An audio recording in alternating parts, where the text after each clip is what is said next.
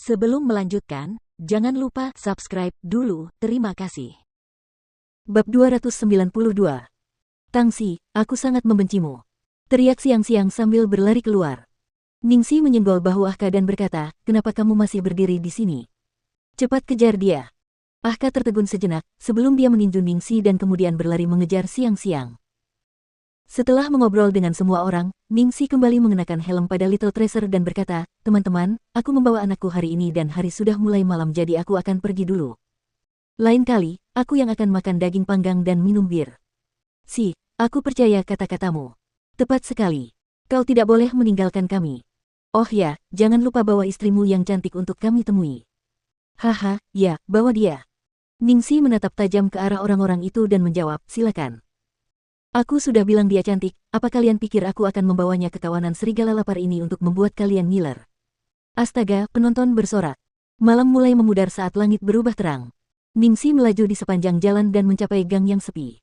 Dari jauh, orang bisa mencium aroma makanan yang menggoda. Dia menghentikan motornya dan menggendong Little Tracer.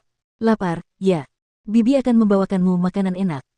Ningxi memegang tangan Little Tracer dan berjalan ke restoran sarapan yang tua namun menyegarkan. Dia memesan kukusan bambu berisi roti kukus kecil dan 2 mangkuk pangsit. Roti kukusnya berkulit tipis dan berisi banyak daging yang berair, sementara pangsitnya berisi banyak isian. Dengan sedikit minyak wijen spesial dan taburan daun bawang, Ningxi melahap semuanya dalam hitungan detik dan meminta mangkuk kedua. Sambil mendongak, dia melihat roti kecil itu pun telah melahap semangkuk besar makanan dan menjilati bibirnya untuk menunjukkan bahwa dia menginginkan lebih. Ningxi tertawa, perut kecilmu hanya sebesar itu. Meskipun enak, kamu tidak bisa makan terlalu banyak sekaligus, jadi 1 mangkuk saja sudah cukup. Cobalah roti kukus kecil ini, rasanya juga sangat enak. Dia mengambil roti, mencelupkannya ke dalam cuka, lalu menaruhnya ke dalam mangkuk kecilnya. Kali ini roti kecil melahapnya dengan perlahan, seakan tak ingin rotinya cepat habis. Ningxi menyandarkan kepalanya di tangannya dan menatap roti kecil itu. Semakin lama dia menatap, semakin sakit hatinya. Dia harus menarik napas sebelum mengalihkan pandangannya darinya. Sang roti kecil menghabiskan roti kukus kecilnya dan tampak kebingungan.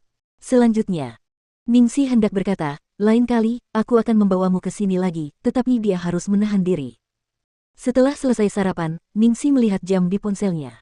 Sudah hampir pukul 6. Dia masih punya waktu 2 jam lagi sebelum dia harus mengirim roti kecil itu pulang, dan mulai bekerja.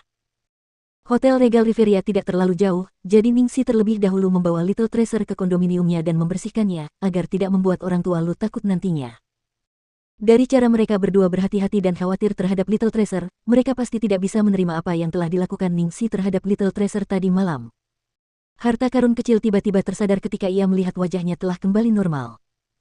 Ningxi mengambil sikat merah muda dari meja riasnya dan mendandaninya dengan hidung dan janggut merah muda, membuatnya tampak seperti anak kucing kecil yang lucu. Kemudian, dia menggambar hal yang sama di wajahnya. Meong. Lucu, ya. Harta karun kecil menyentuh kumis kucing di pipinya dan dia tampak ceria kembali.